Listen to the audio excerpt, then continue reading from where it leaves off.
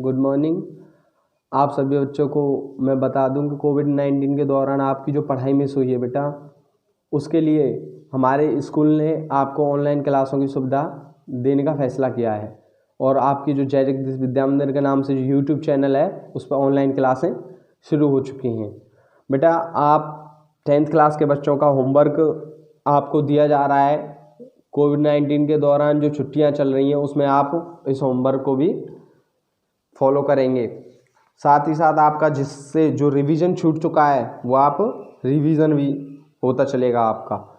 बेटा आपको कोई भी समस्या आए, किसी भी सब्जेक्ट में कोई भी परेशानी आए या किसी भी क्वेश्चन संबंधी, तो आप अपना फ़ोटो खींच के स्कूल के व्हाट्सएप ग्रुप पर मैसेज कर सकते हैं और क्वेश्चन का हल पूछ सकते हैं।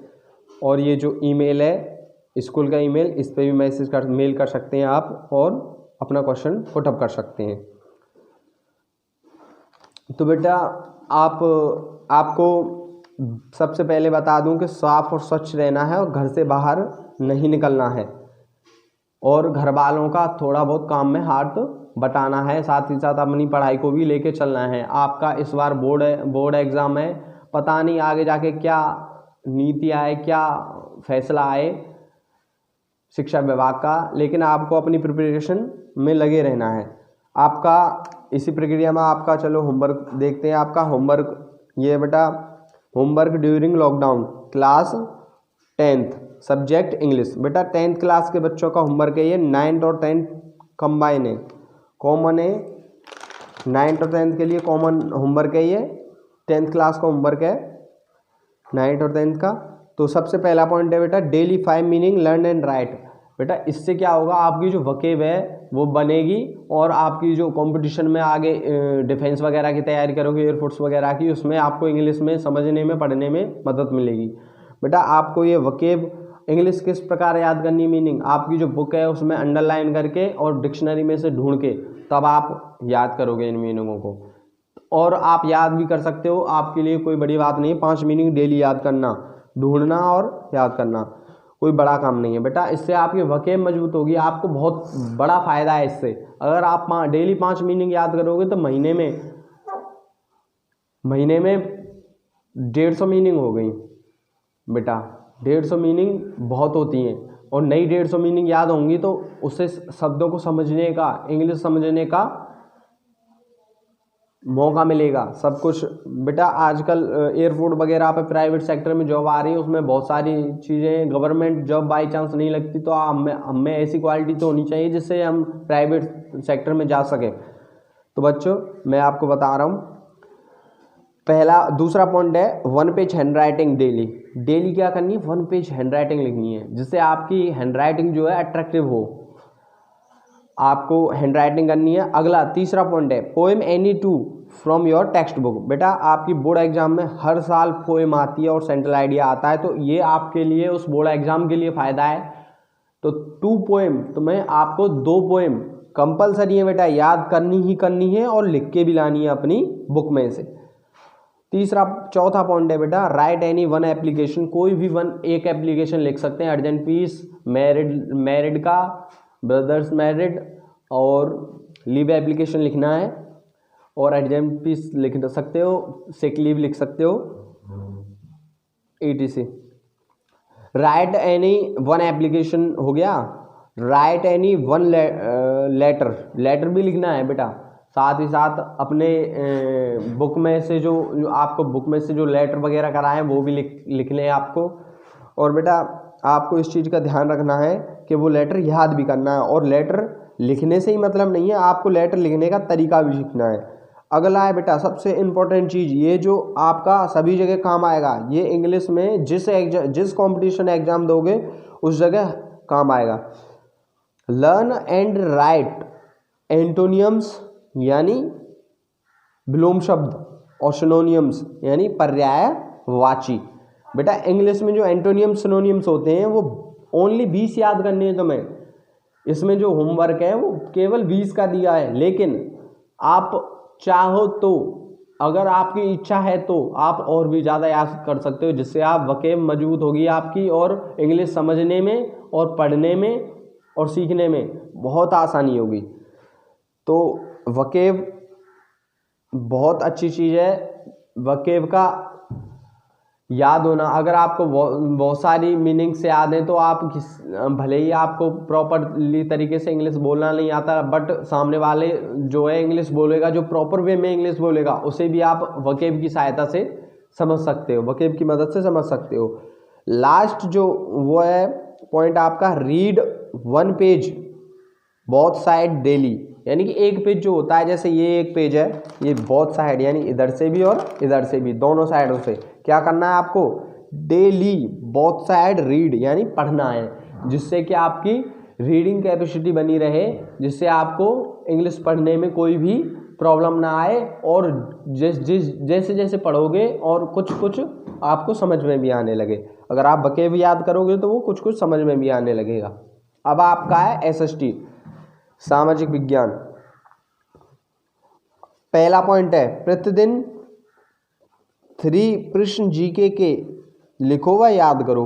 डेली 3 क्वेश्चन लिखने और याद करने हैं। किसके? जीके के।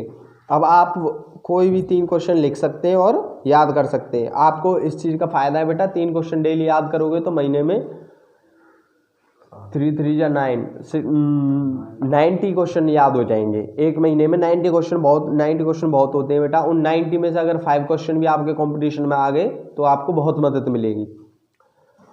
दूसरा पॉइंट है, राज्य व राजधानी, स्टेट एंड कैपिटल दोनों लिखनी है और याद करनी है। मौलिक अधिकार बेटा लिखने और याद करने, मौलिक कर्तव्य वो भी लिखने याद करने, और प्रस्तावना लिखनी है व याद करनी है।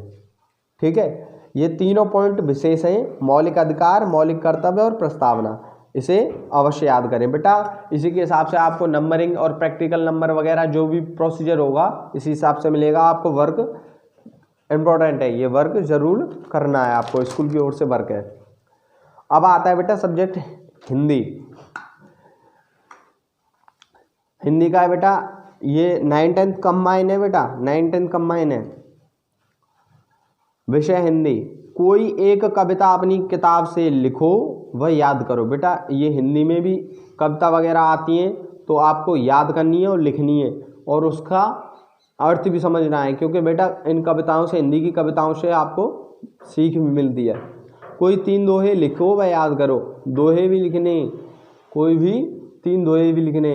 ये दोहे आपको एग्जाम्पल्स के काम आते हैं, जैसे रस वगैरह, अलंकार वगैरह में इसमें एग्जाम्पल्स वगैरह देने के लिए काम आ सकते हैं ये दोहे।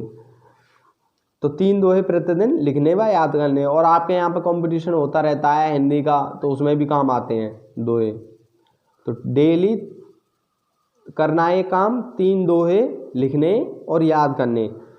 और बेटा तीसरा पॉइंट है पर्यायवाची। बेटा मोस्ट इम्पॉर्टेंट, आजकल यूपी पुलिस वगैरह जो भी कंपटीशन के एग्जाम्स हैं उनमें ज़्यादातर पर्यायवाची वगैरह ऐसे ही क्वेश्चनों पे लोग हिटक जाते हैं, क्योंकि पर्यायवाची बहुत सारी होती हैं और एक साथ सभी याद नहीं हो पाती। अगर अभी से आप प्रैक्टिस करोगे तो आगे चल के आपका क्लियर होता चले जाएगा सब कुछ, और जिससे आप दिक्कत नहीं आएगी आपको।